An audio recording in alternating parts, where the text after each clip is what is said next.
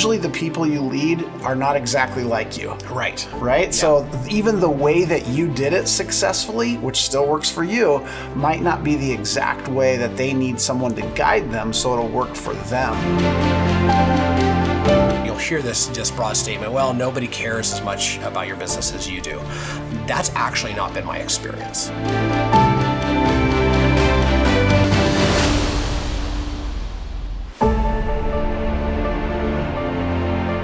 Hey everybody, welcome back to the Sherpa Leadership Podcast. This is episode 1, and we are here to help you climb higher in life and leadership. We're going to be deep diving into individual performance and results, which is a foundational element of helping you grow into being a better organizational leader.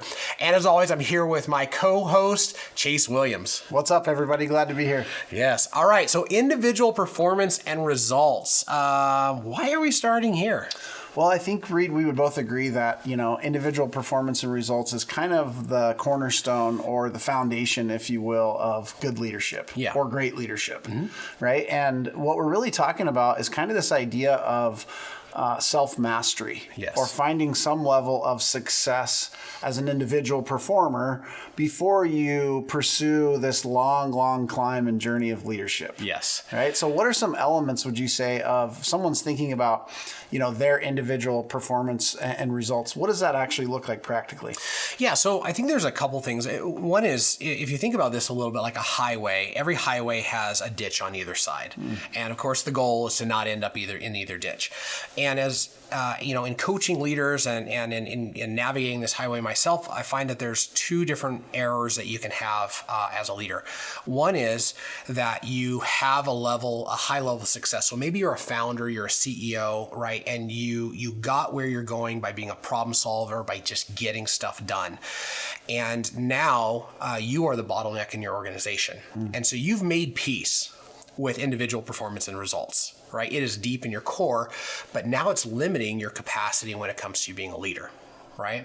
And I think in the other ditch, there's somebody who is an aspiring leader. They love the idea of leadership.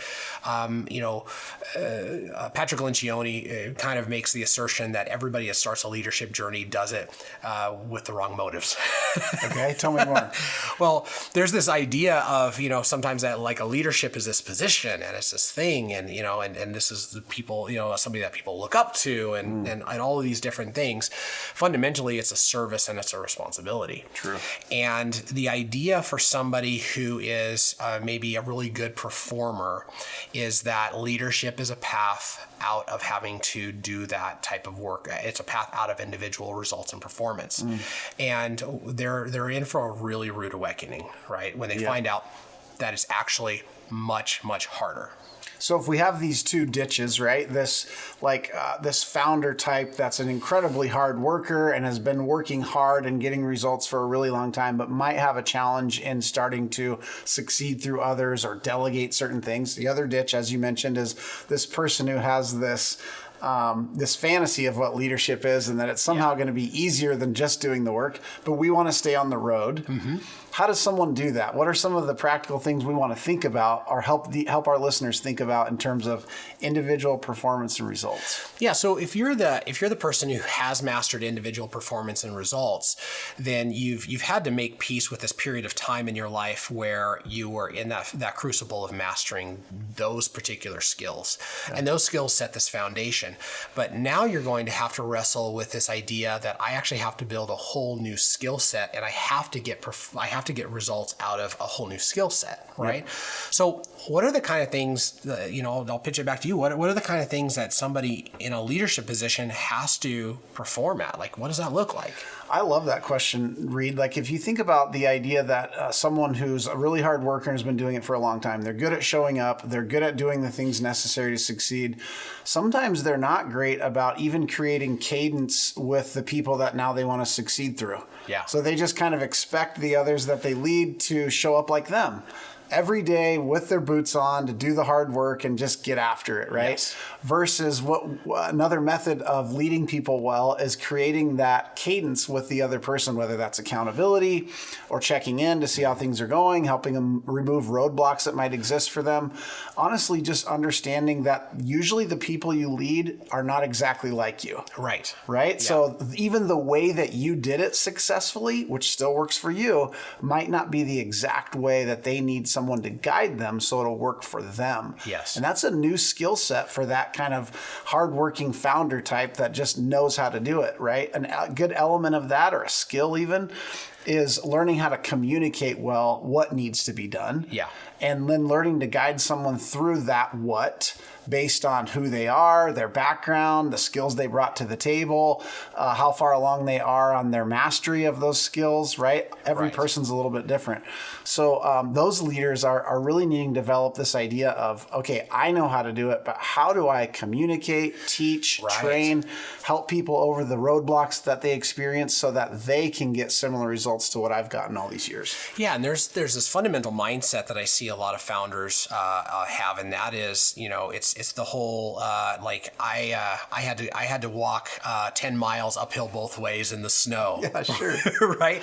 And so there's this fundamentally ineffective mindset, and that is, I had to do it. Nobody taught me, so figure it out. Yep. The problem is this person hired you to lead them. Yeah, exactly, which is a responsibility. Which is this responsibility. And you're starting out actually from a fixed mindset position. And that's not going to serve you well, because your personal leadership is, I have to grow in my ability to take and transfer these skills to somebody else in an effective way to be able to help them grow and then multiply our efforts. Yeah, you see this play out when you have someone who's really good at what they do, and they've kind of cycled through a bunch of people that they brought into their world to try to help them do it. And sometimes they actually get resigned to this idea that, like, I just can't find anyone who's willing to work, or I can't find good help, or, no one seems to be able to do it as good as I can, Yes. right? Like Yes. you can slip into that thinking, and that truly is a ceiling or a limit on where you can go as a leader, because you're just not developing the skills around helping someone else succeed at the thing that you're already good at, right? Yeah. So there's a coaching conversation that can kind of help break that up, and that is asking this question: is that true? And then the second question is that 100% true? Yeah. If it were 100% true, every single leader that was in a position like yours would not have other people that are around them that they are effectively delegating to and that are growing their companies. And it is likely that there's a multiple billion-dollar company out there that is bigger than yours, right? Like, unless you're, like Jeff Bezos and you're listening to this. Sure. That'd be cool. Yeah, it would be super cool. Then the answer is no, it's not 100% true. And so now you're going to have to wrestle with the fact that actually it's you. Yeah. Actually, it's your leadership, or maybe your lack of growth as a leader. Yeah, there's another thing that happens here, and it's easy to slip into as someone who knows how to do something really well and is now teaching someone else. There's this idea, and we hear it often, and no one likes to hear it, but it's like micromanagement, right? It's like, instead of giving someone space to learn and space to develop, you're kind of like hovering over them in every sense of the word. Now, in certain aspects of a job, that might be necessary early on. The trick is identifying when people need space to grow into, Yeah. and when they might be able to achieve a similar result as you in a slightly different way than the way you did it. Right. And so identifying those times when you need them to do it exactly like you showed them, and those times when they can start to apply their own behavioral style, their own DNA, their own background and skill set, and still achieve a similar or maybe even better result. Yeah, and that really is the ideal, right? Is Yep. actually that your ego gets squashed and somebody else rises up and they excel past you, right? Yeah. That's the goal. For me, there's been more than a few times of immaturity in my leadership where I haven't actually empowered somebody and given them a step-by-step path and given them feedback, but I've actually, I'm tired, I'm exhausted, I don't want this responsibility, so I just throw it on their shoulders. Yeah. And then I'm surprised. Like, how come I just threw 500 pounds on your back and your legs buckled? Obviously, you're not talent, right? That's not good. And then the other one is, like, I give it to you, but not really. Yeah. And as soon as I find you doing anything outside of the way I would do it, which actually is probably somewhat ineffective, I'm gonna pull that back. Yeah. Right. I've struggled with this along the way in terms of like not communicating well some of the basics and fundamentals of how to succeed at something, right? Like I see this sometimes in my parenting.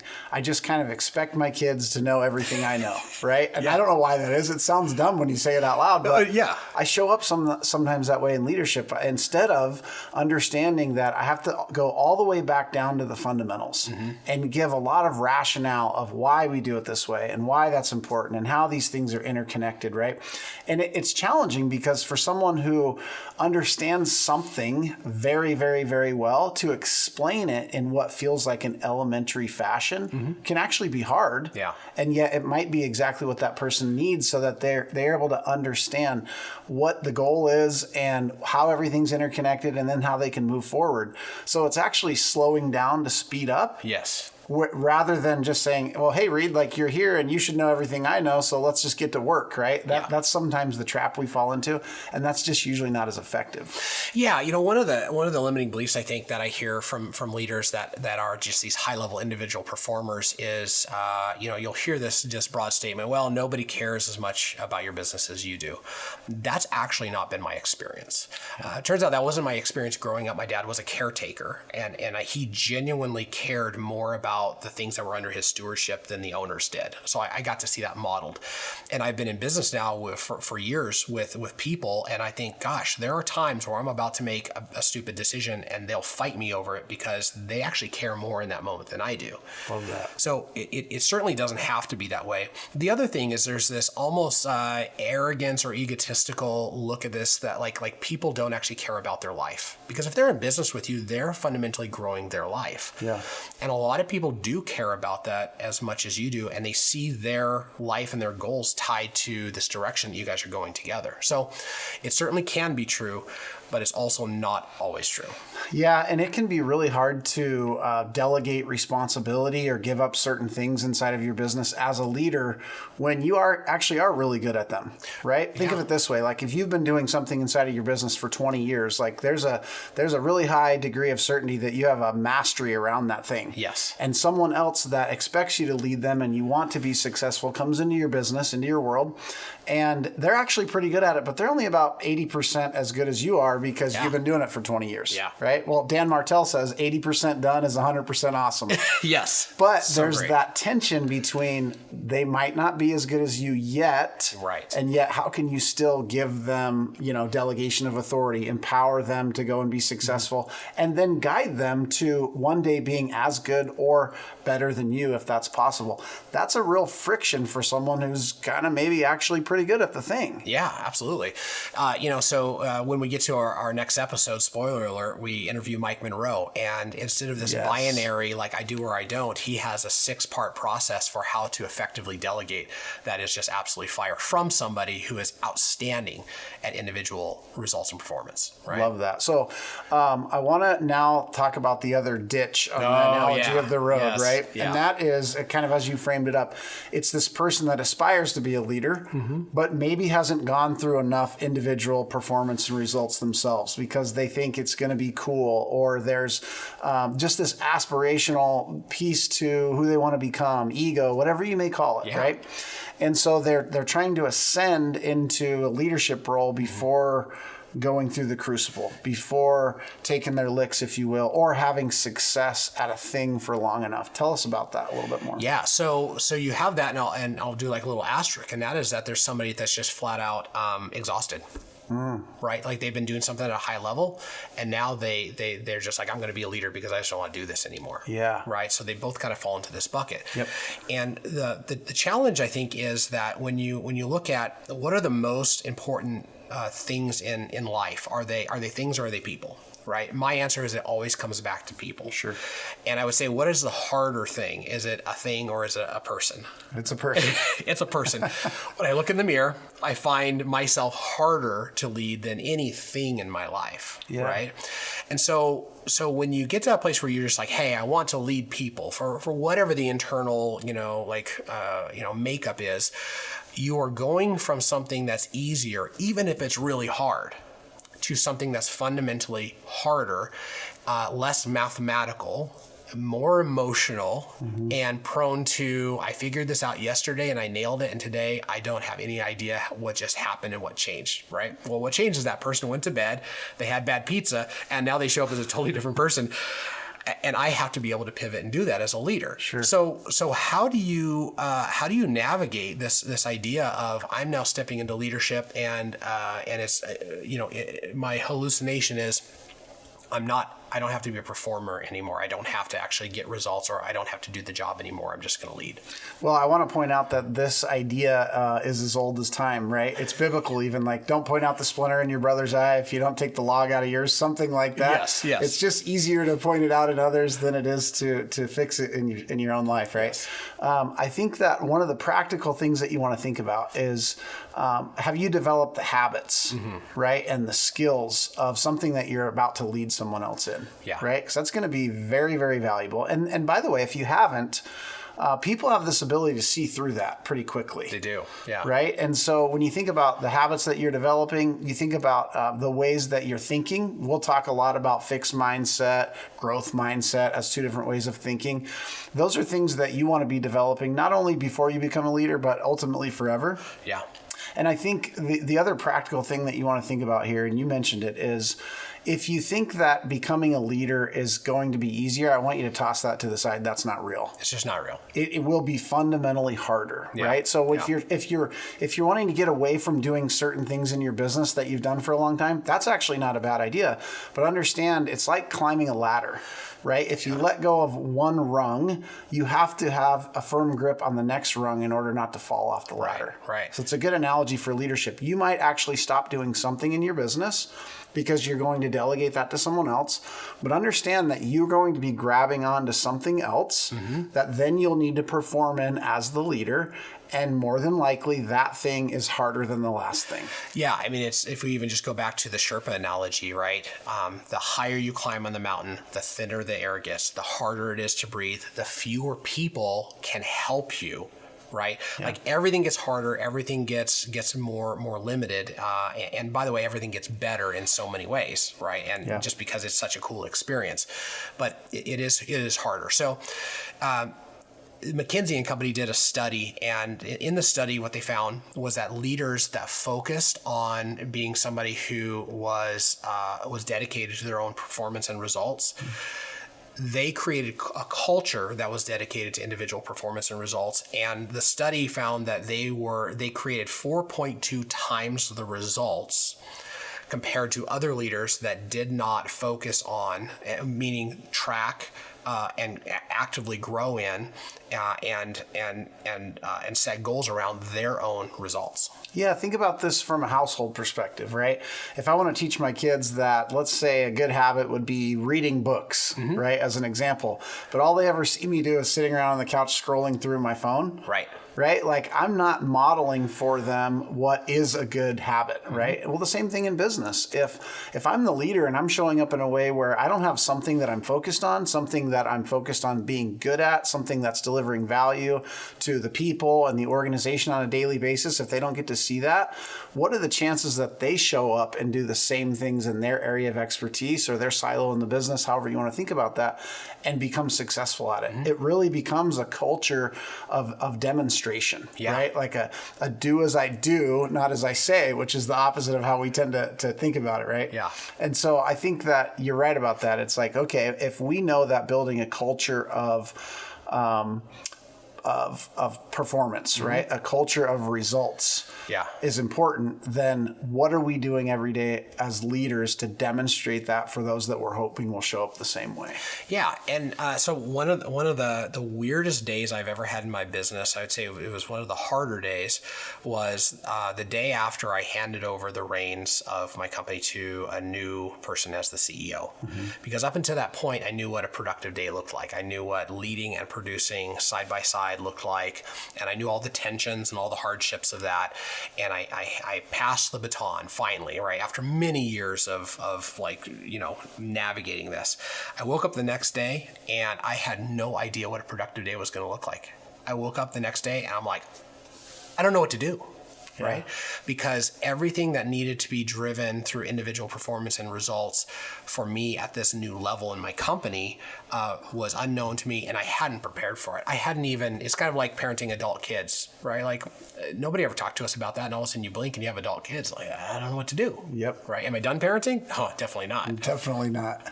So how did you navigate that, and how would you encourage someone to navigate that if they're about ready to grab onto the next rung in leadership and they're not sure exactly what that looks like? What are some ways you can think about that to determine what it is? The first thing that I would say is who are the people that have gone there before? Who's the Sherpa? Great. Right. So I'm going to sit down with that person. I'm going to hire that person, whatever. I'm going to figure out what should things look like in the future. Secondly, I'm actually going to re-wrap my head around this idea of I have a whole new set of tasks and duties and responsibilities. I still have a job. I need to figure out what it means to win in my new job. Mm-hmm. So it's going to be fundamentally a who. It's going to be a relationship that's going to help you navigate that. But then secondarily, I think it's going to be a mindset that I didn't just arrive, right? You're not dead. You didn't arrive. Yeah. And I think another way of looking at that same thing is if you look around and you've kind of delegated your jobs or your tasks or most of the ones you're used to, the way you can think about that is what should I be doing now that makes everyone else in the organization's job easier or better or creates more opportunity for them? Absolutely. And along with a great guide, that'll help you start to identify the things that you actually still need to do. Yes. If you're not real clear on those, think about it that way. What can I be doing now at this rung of the ladder that makes it better for everyone else in this organization? That'll probably quickly lead you to some things that you can be focused on, and then going back to this idea of performing well in those things, again, leading the way by demonstration. Yeah, so one of the ways I think about this is almost like a theater of operations if you're in the military, right? You have troops on the ground. You have maybe planes that are flying at a 10,000 foot level. You have other planes that are at like maybe 30,000 foot level that oversee the entire theater of operations. And then you have a general sitting in the Pentagon that's overseeing not just that theater of operations but multiples. They all have to have a certain level of removal from being in the trenches. And it's not that they don't have a job. It's not that it's not hard. It's that when you have a gun in your hand and you're in the trenches, your perspective is not what it needs to be able to make sure that everybody's winning and nobody's dying. Mm-hmm. And this looks different. A lot of times for leaders, one of the things that you'd see like a CEO get knocked around on social media for is, oh, that person's always golfing or they're always this or that. The reality is that person is probably logging an obsessive amount of hours. But a part of what they have to do is to be able to clear their brain and be able to zoom way, way, way out. And it looks like a luxury, but it's something that you have to learn how to do at higher levels of leadership, because if you can't think strategically and your brain is always inside the business and tactical, then you actually are not effective. Yeah, going back to the ladder analogy, and I hate to overuse it, but with every rung that you climb, you can actually see farther out. Right. And now it's your responsibility to see farther out. It is. Not just because you're higher and you can. If you're not looking out, maybe you're looking 5 years and the person below you is only looking at the next year's goals. But you have to be looking at industry changes or roadblocks that could potentially show up or new areas of opportunity that you would want to be thinking about 5 or 10 years ahead. That's actually the new job. And believe it or not, that's not an easy job. No, it's not. That's a job that carries an even heavier weight of responsibility. So if you think of it like that and you have the right guide, you can identify those key things that are now your new area of individual results and performance, right? Yeah.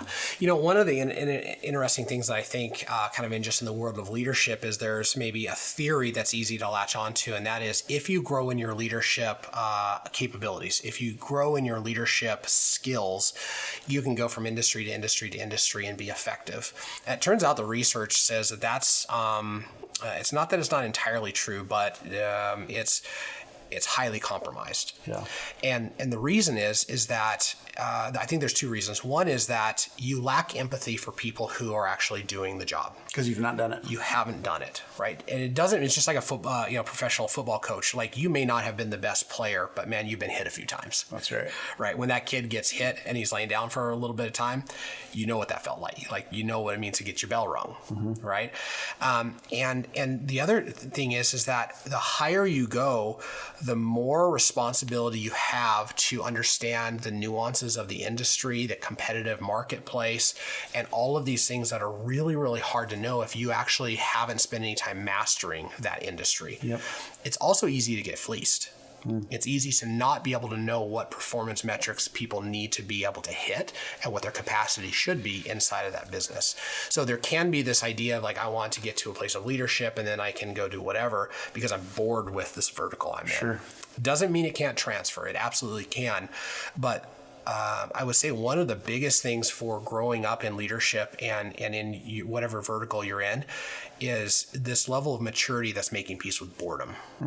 Yeah, that's very true. I experienced this in part of my leadership journey in my career.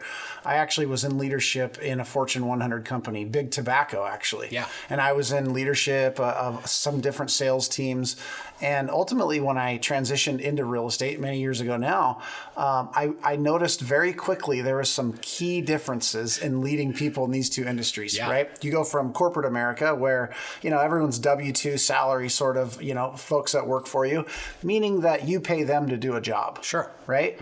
Now, all of a sudden, you're in real estate where everyone's an independent contractor. And actually, in a lot of ways, they pay you.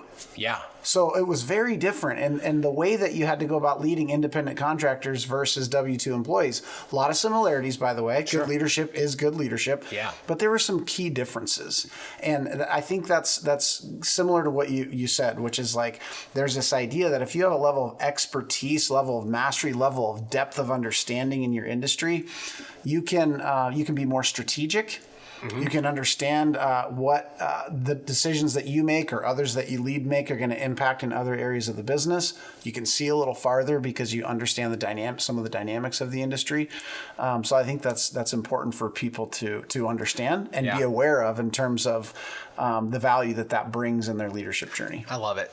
So if you were going to give somebody like 2 or 3 things that like, hey, whatever's next in your leadership journey, these are some things that might be areas that you have to grow in.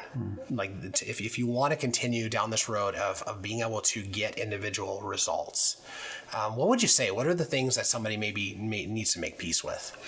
I think some of the things actually are things that maybe are behind the scenes, so to speak, or actually maybe don't even show up exactly during the workday. These are like the personal habits that you build even outside of work. Okay. To go to the next level of leadership, right? I want you to think of things like time to reflect. You mentioned that.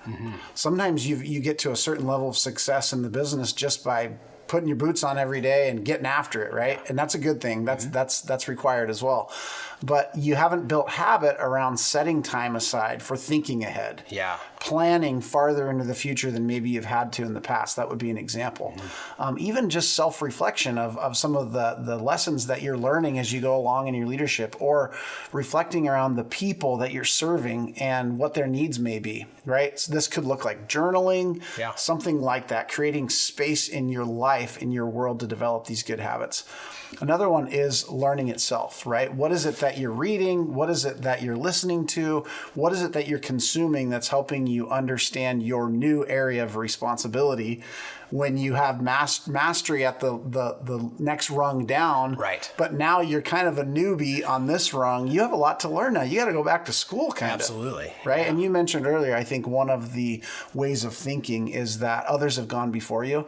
So one of the things you see really great leaders do that continue to ascend in their level of leadership is they continue to look for people that are ahead of them on the journey, right? Willing to share some of their experience.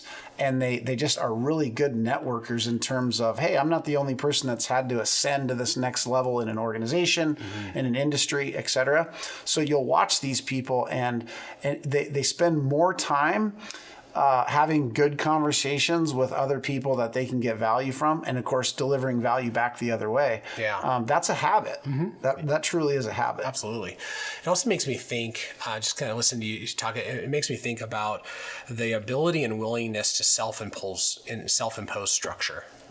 Right? Because at some levels, somebody else tells you, here's what you will do, and here's how you will do it, and here's when you will be at work. And now all of a sudden, you might have enough freedom that you can become very ineffective.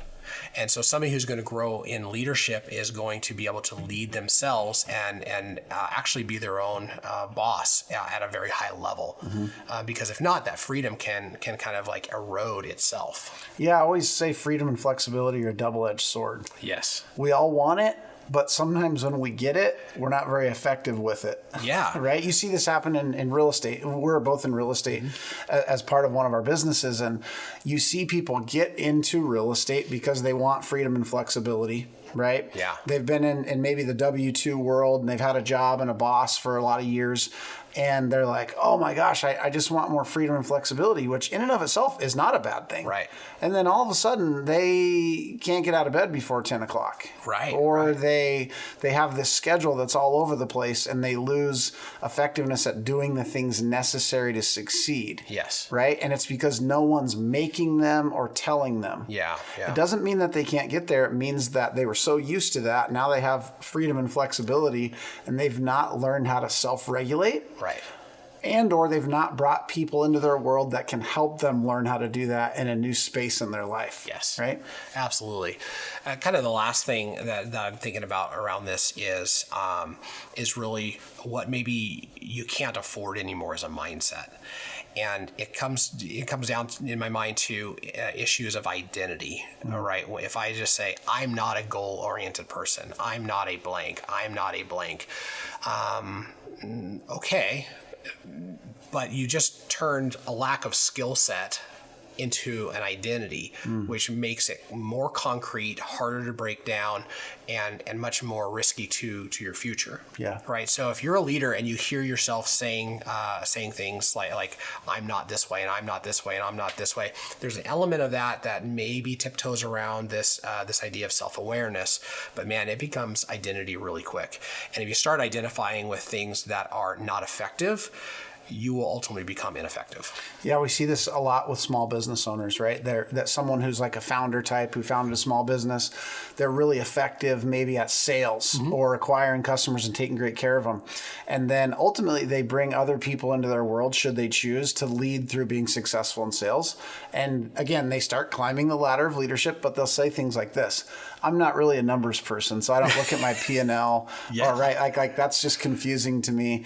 And ultimately that's going to be problematic for a couple of reasons. Yes. One is, if you're not a numbers person and you don't manage the financials in your business, you're going to have real problems that you don't want. Right. Right. And so even if you're not comfortable with those skills, you can learn them. Yes. You can read a book about them. You can hire a coach to guide you through them. You can do both. Right. So you can become that person. That's a growth mindset. The other way it becomes problematic is if you're saying or thinking, I'm not a numbers person, and now you're leading salespeople in your organization that say, I'm not really a salesperson, or they have that fixed mindset. I don't like tracking my sales stuff. Yeah, I don't really do follow-up, right? Then that's going to be a problem on both sides for you, right? And again, if you want to demonstrate this idea of individual performance and results and change your mindset around it, you'll be surprised at how it helps you get someone else or help someone else out of maybe their fixed mindset. Because we're all subject to it. We all slip into it on occasion. Absolutely. That awareness and then those skills of moving out of that quicker and quicker and quicker is a real tool in terms of the leadership journey. Absolutely. I just love this. And I think that this idea of really wrapping your head around being somebody who can get individual performance and results, not get stuck there, and not have the wrong mindset around what leadership is a great foundation for us to launch into all of these other elements of what we think it looks like to be a great organizational leader. Couldn't agree more. It truly is the foundation of your leadership journey. Love it. All right, guys, thanks for joining us for episode 1. We have a fantastic episode 2 with our good friend Mike Monroe, who's a high-level leader, does an incredible job producing individual results and performance, and he's going to go over the 6 different steps of delegation, along with incredible stories and a lot of different stuff that's going to help you in your leadership journey. Thanks for listening to the Sherpa Leadership Podcast. If today's episode inspired you, please subscribe, leave a review, share it with another leader that you know. There's additional tools and resources available at sherpaconsultinggroup.com. Remember, leadership is a journey and every step you take matters. Keep climbing. We'll see you next time.